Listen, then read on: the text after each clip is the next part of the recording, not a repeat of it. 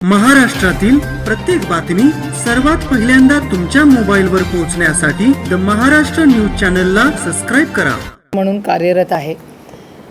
आणि दर महिन्याला 2 महिन्याला जर पार्लमेंट असेल तर मग दिल्लीत जास्त दिवस जातात, पण पार्लमेंट नसल्यावर महिन्यातून एकदा तरी प्रत्येक तालुक्यात जाऊन त्या भागाचा विकास, तिथल्या मायबाप जनतेचे प्रश्न समजून घेण्यासाठी गावभेटीच्या निमित्ताने विकास कामाची उद्घाटनं असतील किंवा वेगळे काही प्रश्न असतील, ह्या आढावा घेण्यासाठी आम्ही सगळेच महाविकास आघाडीचे सगळेच घटक आम्ही महिन्यातून एकदा भेटतोच। त्यामुळे आजच्या या प्रेस कॉन्फरन्समध्ये मी शिवसेना पक्ष आणि इंडियन नॅशनल काँग्रेसचे मनपूर्वक आभार मानते की गेले 5 वर्ष महाविकास आघाडी झाल्यापासून आणि आधीच्या 2 टर्म काँग्रेस पक्ष आणि आम्ही अतिशय एकत्रपणे पूर्ण ताकदीने ह्या भागाचा विकास कसा होईल ह्याच्यासाठी प्रयत्न करत राहिलेलो आहोत। आज सकाळपासून पुरंदर तालुक्यात आल्यानंतर पहिलं खानवडीच्या शाळेचा आम्ही सगळ्यांनी मिळून आढावा घेतला, तिथले काही मूलभूत प्रश्न आहेत त्याचा आढावा घेतला।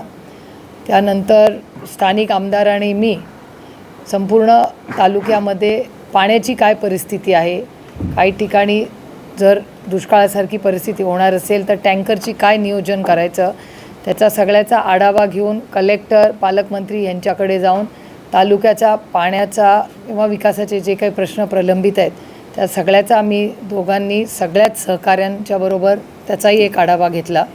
त्यानंतर आशा वर्कर आणि अंगणवाडी सेविका यांचा एक मोठं आंदोलन पुढच्या आठवड्यात 4 तारखेला डिसेंबरच्या सुरू होणारे राज्यव्यापी, त्यांचीही भेट आम्ही दोघांनी आणि सगळ्या पदाधिकाऱ्यांनी तिन्ही पक्षांची घेतली आणि अतिशय संवेदनशीलपणे महाराष्ट्र सरकारने या प्रश्नांकडे बघावं आणि राज्यामध्ये जी अतिवृष्टी झाली आहे, दुष्काळ पडलेला आहे, त्या प्रश्नामध्ये आमच्या सगळ्यांची चर्चा होऊन असा एक निर्णय आम्ही प्रस्ताव केला आहे की संपूर्ण महाराष्ट्रातल्या प्रत्येक शेतकऱ्याची सरसकट कर्जमाफी व्हावी ही महाविकास आघाडीची मागणी आहे। मग दुष्काळ असू दे किंवा जी काल ओले पडलेत, काही ठिकाणी अतिवृष्टी झालेली आहे, त्या सगळ्यांची जसं काँग्रेस राष्ट्रवादीचं सरकार होतं, डॉक्टर मनमोहन सिंगजींनी त्यांच्या काळामध्ये सरसकट कर्जमाफी 70,000 कोटी रुपयाची केली होती, तशीच सरसकट कर्जमाफी महाराष्ट्र सरकारने केंद्राची मदत घेऊन तातडीने करावं।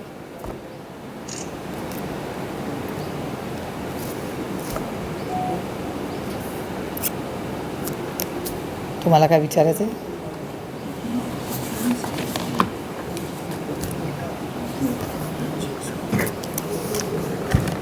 तुमचे काही प्रश्न आहेत अजून? या शिवसेनेच्या चिन्हाबाबत आज विधानसभेमध्ये सुनवाई होती, अध्यक्षांकडे विलंब होते असं वाटतंय का? काही दिवसांनी राष्ट्रवादीची होती, विलंब तर झालेलाच आहे, हे मी म्हणत नाही। सुप्रीम कोर्टामध्येच जे ताशेरे स्पीकर साहेबांवर ओढले गेले हे मी म्हणत नाही आहे, सुप्रीम कोर्ट म्हणते। त्याच्यामुळे सुप्रीम कोर्ट सातत्याने या गोष्टीकडे बघतं आहे आणि ज्या पद्धतीने डिस्क्वालिफिकेशन जे शिवसेनेनेही मूव्ह केलं होतं, त्यानंतर म्हणजे शिवसेना फोडण्याचा जो प्रयत्न केला, त्या शिवसेना फोडल्यानंतर ती जी ॲक्शन घ्यायला पाहिजे होती त्याला खूप वेळ झाला। त्यानंतर त्याबरोबर जो हल्ला राष्ट्रवादी काँग्रेस पक्षावर केला तेही डिस्क्वालिफिकेशन आम्ही मूव्ह केलेलं आहे दिल्लीलाही आणि महाराष्ट्रातही। आणि आमची अपेक्षा आहे की आम्हाला म्हणजे शिवसेनेला आणि राष्ट्रवादी काँग्रेस पक्षाला मेरिटवर न्याय मिळावा। माजी मुख्यमंत्री पृथ्वीराज चव्हाण असं म्हणतात की मी ते सहकार सत्तेमध्ये असताना जे सहकाराबाबत निर्णय घेतले त्यामुळे राष्ट्रवादी मध्ये आमचं सरकार पडलं नाही तर आम्ही त्याच वेळेस मराठा आरक्षण दिलं असतं आणि त्याच वेळेस ते टिकवलं असतं असं पृथ्वीराज चव्हाण म्हणतात। नाही, ठीक आहे, पृथ्वीराज बाबांना अधिकार आहे बोलायचा, ते महाराष्ट्राचे मुख्यमंत्री होते, पण त्या काळात किती दिवस राहिले होते हेही मला नक्की आठवत नाही। त्याच्यामुळे मी आजचा माझा दौऱ्यावर झाल्यावर जरूर पृथ्वीराज बाबांना फोन करणार आहे आणि त्यांचंही मार्गदर्शन आणि त्यांनी ज्या सूचना केलेल्या आहेत, स्टेटमेंट केलेलं आहे ते मीही समजून घेणार आहे, कारण का मी थोडंसंच त्याची बातमी खरं तर कानावर आलेली आहे, ते पूर्ण काय बोलले आमच्या कानावर अजून आलेलं नाही। त्याच्यामुळे मी स्वतःच त्यांना फोन करून त्याची माहिती घेणार आहे। आज सुनावणी होती आहे, राष्ट्रवादीची देखील सुनावणी जवळ आली आहे, काय निर्णय होईल असं वाटतंय? कारण ज्या पद्धतीने तुम्ही आता केंद्र सरकारवर हल्ला चढवताय, काय तुम्हाला वाटतंय नेमकं काय? मी केंद्र सरकारवर हल्ला चढवत नाही, मी महाराष्ट्राला न्याय मागते. मी कोणावर उगीच हल्ले चढवत नाही एकतर. पण मला एकच काळजी वाटते की आता माझा इलेक्शन कमिशन आणि सुप्रीम कोर्टावर पूर्ण विश्वास आहे. त्याच्यामुळे ते आम्हाला मेरिटवर न्याय देतीलच ह्याचा माझा विश्वास आहे. कारण काश्मीर टू कन्याकुमारी राष्ट्रवादी काँग्रेस पक्ष कुणाचा हे बच्चाचे सिनियर सिटीजनपर्यंत सगळ्यांना माहिती आहे. तो शरद पवारांनी स्थापन केलेला पक्ष आहे आणि ही लढाई दोन ज्यांनी स्थापन केले ह्यांच्यात नाही आहे. आणि जेव्हा दुसरा गट गेला कोर्टात तेव्हा वाद पक्षात कुठेच नव्हता. म्हणजे वाद झाला आणि मग पक्षात लढाई झाली म्हणून आम्ही कोर्टात गेलो अशी परिस्थिती नव्हतीच ना. म्हणजे 8 दिवस आधीही त्या पक्षातले सगळे वरिष्ठ नेते अनेक कार्यक्रमात आदरणीय पवारसाहेब आमचे नेते आहेत हे त्यांनीच सांगितलेलं आहे. आणि कोर्टाचं जर तुम्ही सगळं आम्ही जे सत्य आहे जे कोर्टाला सांगितलेलं आहे आणि एक जजमेंट जे आहे की पक्ष मागण्याची परिस्थिती कधी येते जेव्हा पक्षात भांडण असतं. ज्या पक्षात भांडण झालंच नाही त्या पक्षामध्ये विभाजन व्हायचा प्रश्नच येतो कुठे. पण दुर्दैवाने महाराष्ट्राचं कंबरडं मोडण्याचं, महाराष्ट्राचं महत्त्व कमी करण्याचं एक पाप एक दिल्लीतली एक अदृश्य शक्ती सातत्याने करते. आणि मी आरोप हा फक्त शिवसेना आणि राष्ट्रवादीपर्यंत सीमित ठेवत नाही आहे. गडकरी साहेब असतील किंवा देवेंद्रजी असतील यांचंही राजकीय नुकसान कोणी केलं असेल तर या दिल्लीच्या अदृश्य शक्तीमध्ये शिवसेना राष्ट्रवादी काँग्रेसपेक्षा गडकरी साहेब आणि देवेंद्रजी यांच्या चौघांमधला कॉमन धागा काय आहे तर ते चौघंही मराठी माणसं आहेत. फॉक्सकॉनच्या नोकऱ्या या दुसऱ्या राज्यात गेल्या. आता जो आदरणीय पवारसाहेबांनी अनेक वर्ष BKCमध्ये अतिशय उत्तम बिल्डिंग बांधून चांगलं इन्फ्रास्ट्रक्चर करून हिऱ्याचा जो व्यवसाय महाराष्ट्रात चालला होता तो दुसऱ्या राज्यात गेला. इन्व्हेस्टमेंट्स आपल्या राज्यातल्या दुसऱ्या राज्यात जातात. त्याच्यात भरडला कोण जातो? मराठी माणूस. तर मग मराठी माणसाचं नुकसान कसं होईल आणि त्याचं राजकीय आणि सामाजिक नुकसान भारतामध्ये कसं होईल असं एक मोठं षडयंत्र ही अदृश्य शक्ती महाराष्ट्राच्या विरोधात करते. आणि माझा आरोप आहे भ्रष्ट जुमला पार्टीवर. भ्रष्ट जुमला पार्टी म्हणजे भारतीय जनता पक्ष. भारतीय जनता पक्ष हा एक पक्ष होता जेव्हा अटलजी त्याचे अध्यक्ष होते, जेव्हा अडवाणीजी अध्यक्ष होते, जेव्हा सुषमाजी होत्या, जेव्हा राजनाथ सिंगजी अध्यक्ष होते, गडकरी साहेब अध्यक्ष होते, अरुण जेटली साहेब अध्यक्ष होते. हे सगळे फार मोठे नेते देशात होऊन गेले. ते भारतीय जनता पक्षाचे नीती आणि त्यांच्या शब्दाला पक्के असे होते. त्यांनी कधी ED CBI ज्याला आम्ही आईस म्हणतो इन्कम टॅक्स CBI EDचा गैरवापर करून पक्ष तोडा घर तोडा असले उद्योग कधीही केले नाही. ते शब्दाला पक्के होते. तेव्हा ती भारतीय जनता पार्टी होती. पण आज ती भारतीय जनता पक्ष राहिलेला नाही, तो भ्रष्ट जुमला पार्टी झालेली आहे. हे दुर्दैव आहे पण आता आहे या राज्यात आणि देशात ही परिस्थिती. ताई, परवा देवेंद्र फडणवीस जे आहेत ते त्यांनी लोकसभेचा फॉर्म्युला सांगितलेला आहे 26-22-11. तसा महाविकास आघाडीचा काही फॉर्म्युला ठरलाय का? आणि तुम्ही एक तर तुमचं कुठलं चॅनल आहे?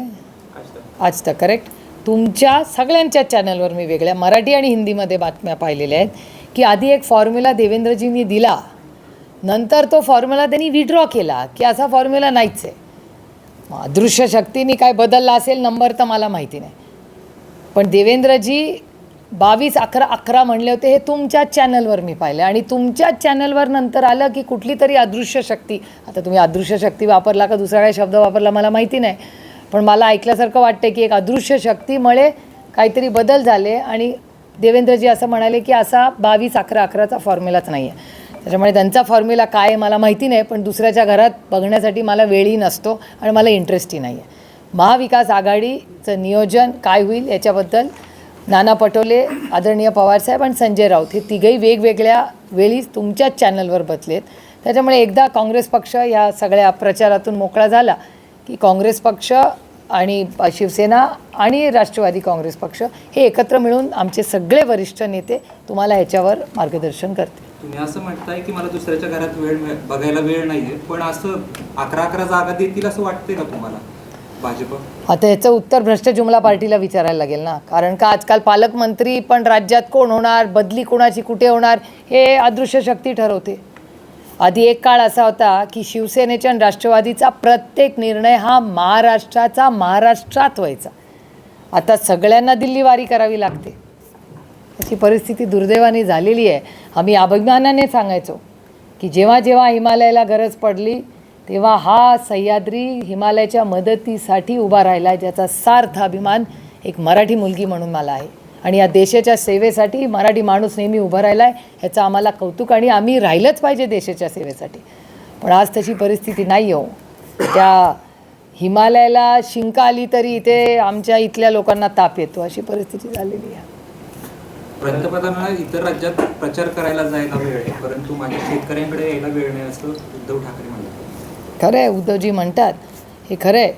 कारण का उद्धवजी एक अतिशय सुसंस्कृत असे अतिशय संवेदनशील असे नेते आहेत या राज्याचे आणि देशाचे. आणि आज महाराष्ट्रामध्ये सगळ्यात मोठं आव्हान काय तर दुष्काळ आणि अवकाळी पाऊस. आणि तुमच्या सगळ्यांच्या चॅनलवर तुम्ही सगळं जे कव्हरेज आम्हाला दिलं आहे हे खरंच कुणालाही ज्याच्यात थोडा जरी संवेदनशीलपणा आहे त्याला प्रचंड अस्वस्थ करणार आहे. त्याच्यामुळे आमची मागणी आहे महाराष्ट्र आणि केंद्र सरकारला की आदरणीय पवारसाहेब जेव्हा केंद्रात मंत्री होते तेव्हा तातडीने केंद्राची टीम महाराष्ट्रात यायची किंवा कुठल्याही राज्यात जिथे अतिवृष्टी झाली असेल किंवा दुष्काळ असेल तिथे जायची आणि तातडीने डॉक्टर मनमोहन सिंगजी न्याय देऊन निधी पाठवून द्यायचे त्या राज्याला. त्याच्यामुळे त्या काळामध्ये डॉक्टर मनमोहन सिंगजी आणि आदरणीय पवारसाहेबांनी जे योगदान शेतकऱ्यांसाठी दिलं हे या भारतातला कुठलाही सुपुत्र किंवा शेतकरी विसरणार नाही. आणि तो त्याचा अधिकार आहे. म्हणजे मनमोहन सिंगजी आणि आदरणीय पवारसाहेबांनी जे एकत्र काम केलं हे त्यांचं कर्तव्यच होतं करायचं. आणि त्यांनी शेतकऱ्यांना न्याय द्यायचा प्रयत्न हा सातत्याने 10 वर्ष त्या सरकारमध्ये केला. आज काय परिस्थिती आहे, मी वर्तमानपत्रात तुमच्याच वाचलं की काल 2600 कोटी रुपयाची मागणी महाराष्ट्र सरकारने केलेली आहे. पण 2600 कोटी रुपयामध्ये आपला प्रश्न सुटणार आहे का तर प्रश्न सुटणार नाही. काल महाराष्ट्राच्या मुख्यमंत्र्यांनी सांगितले पंचनामे करा. पंचनामे तर होतीलच ना आणि झालेच पाहिजेत. पण त्याला परत मग इन्शुरन्स कंपनीत गेला, मग तो इन्शुरन्स कंपनीवाला इन्शुरन्स देत नाही. तुम्हाला माहिती आहे काय परिस्थिती आहे. अशा परिस्थितीमध्ये ही ती वेळ नाही. प्रचंड महागाई आहे, प्रचंड बेरोजगारी या राज्यात आहे आणि देशात आहे. आता सरसकट कर्जमाफी ही महाराष्ट्र आणि केंद्र सरकारने करावी आणि ती झाली नाही आणि आमच्या शेतकऱ्यांना न्याय मिळाला नाही तर महाविकास आघाडी रस्त्यावर उतरेल. एकीकडे अवकाळी पाऊस आहे, एकीकडे दुष्काळ आहे. ही परिस्थिती असताना एकीकडे पंचनामे रखडलेले आहेत. परंतु आता जर बघितलं तर तुम्ही खानावळीमध्ये पण बघितलं संकल्प रथ, तर अशी सोशल मीडियावरती बऱ्याचशा पोस्ट पडतात की या संकल्प रथासाठी तब्बल 4,500 कोटी रुपये खर्च केला जातो. या बाबतीत काय म्हणू? खरं तर तो संकल्प रथ मी पाहिला, पण त्या संकल्प रथावर केंद्र सरकारचं नाव नव्हतं. पैसे केंद्र सरकारचे होते पण त्याच्यात केंद्र सरकारचं नाव नव्हतं. त्याच्यात ना त्यांच्या आघाडीचं नाव आहे. ती आघाडी आहे ना, त्या आघाडीमध्ये आघाडीचं नाव नाही आहे. त्याच्यात भारतीय जनता पक्ष भ्रष्ट जुमला पार्टीचं पण नाव नाही आहे. तिथे ना प्रधानमंत्री रथ पण म्हणलेलं नाही आहे. मला अजून आठवतं की प्रधानमंत्री जेव्हा मुख्यमंत्री होते ना तेव्हा नेहमी म्हणायचे नावं कशाला पाहिजेत. आणि ते जेव्हा प्रधानमंत्री झाले तेव्हा त्यांनी नावं हटवली आणि त्यांचं नाव नको, म्हणजे त्यांना त्यांचं नाव नको होतं. आणि प्रधानमंत्री ग्राम सडक योजना जे काय कराल ते प्रधानमंत्र्याच्या नावाने करा, व्यक्तीच्या नावाने करू नका. त्याच्यामुळे मलाही आश्चर्य वाटलं. मला नाही वाटत मोदीजींना ते आवडलं असेल. तिथे मोदी रथयात्रा लिहिले, ते मोदीजींना विचारून केलं आहे का नाही माहिती नाही, का कोणी केलं आहे देवालाच ठाऊक. पण मोदीजींचे शब्द मी कानाने ऐकलेत. मोदीजी नेहमी म्हणायचे की कुणाच्या नावाने काही करू नका. कोणी हा उपक्रम जो केला आहे रथाचा ते मोदीजींकडून अप्रुव्हल घेतलं आहे का नाही माहिती नाही बाबा, पण कारण का त्याच्यात सरकारचं नाव नाही आहे. त्याच्यामुळे मी जेव्हा दिल्लीला जाईन आणि पार्लमेंटमध्ये आदरणीय मोदीजी असतील तर त्यांच्या मी लक्षात नोंद आणून देणार आहे की बाबा तुम्हीच म्हणता की माझं नाव वापरू नका आणि तुमचे इथलेच लोक 4,500 कोटी रुपये घेऊन तुमचं नाव वापरतायत का त्याचा गैरवापर करतायत. असं शेवटी देशाचे प्रधानमंत्री येतो, त्यांचा मान सन्मान आपण सगळ्यांनी केला पाहिजे.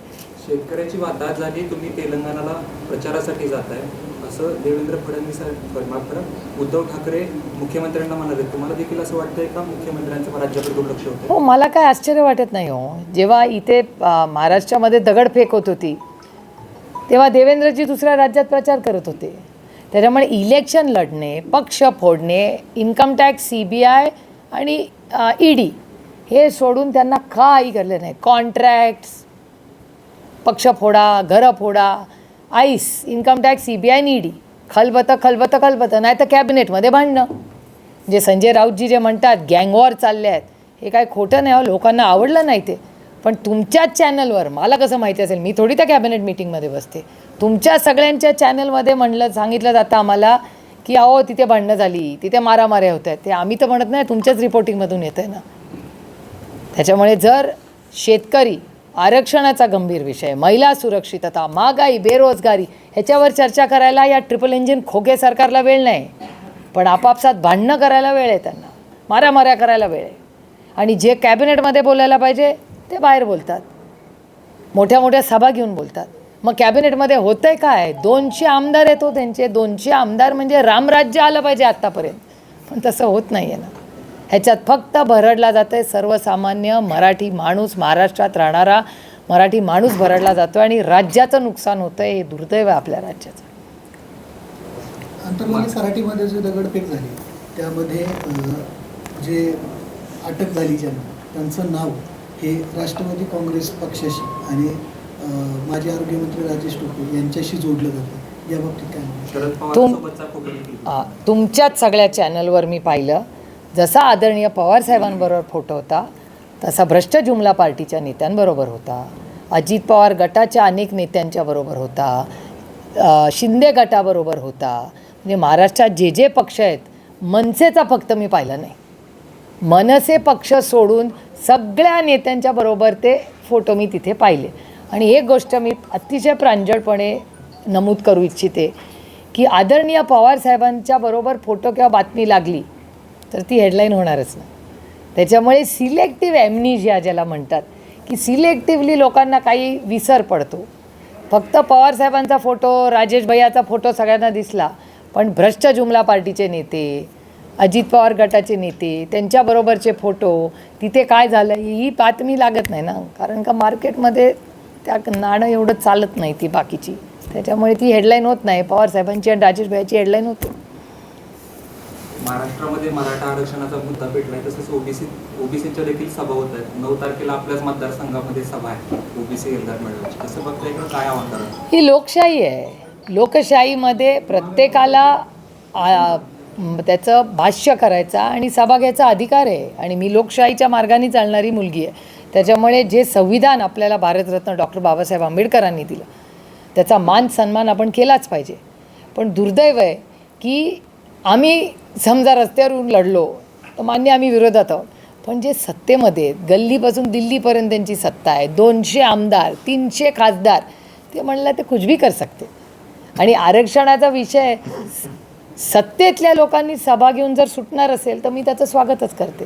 पण मला जे काय थोडंसं हे पॉलिसी मेकिंगचं काम कळतं त्याच्यासाठी कॉन्स्टिट्यूशनल अमेंडमेंट करायला लागेल, कॅबिनेटनी प्रस्ताव केला पाहिजे. आणि यातले अनेक लोक कॅबिनेटमध्ये आहेत, तर सभा घेऊन एक आरती गोष्ट आहे की तिथले जे ऑर्गनायझर्स आहेत, आमचा सभा मंडपवाला वगैरे, त्यांना या महागाईच्या काळात 2 पैसे मिळतील, त्याच्यामुळे चांगली गोष्ट आहे. आपले सगळे बसवाले, गाडीवाले, त्यांना सगळ्यांना थोडा महागाईमध्ये थोडासा आधार मिळेल, त्याच्याहून जास्त काय होणार आहे. हे असेंब्ली बोलवा, असेंब्लीमध्ये डिस्कशन करा, इथून प्रस्ताव तयार करा.